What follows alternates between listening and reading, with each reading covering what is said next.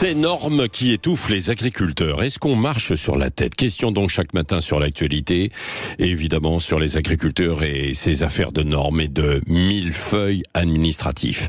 Interdiction de planter et de semer entre telle date et telle date.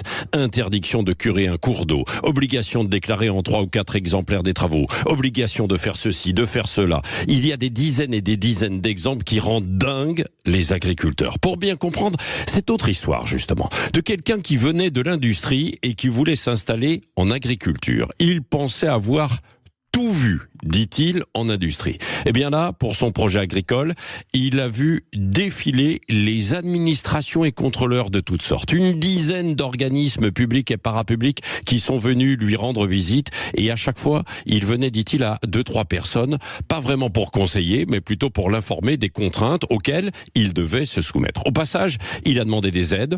On lui a répondu qu'il fallait attendre un peu, au moins 2 ans tout de même, pour toucher quelque chose. C'est une histoire parmi tant d'autres qui, tenez-vous bien, date d'il y a quelques années. Oui, c'était à l'époque en 2015. Le gouvernement avait promis, et également Emmanuel Macron lors de la présidentielle plus tard, qu'on allait voir ce qu'on allait voir, un choc des simplifications administratives et la fin, permettez-moi l'expression, des emmerdes pour les agriculteurs. Eh bien, rien n'a changé, et c'est même pire si l'on en croit certains.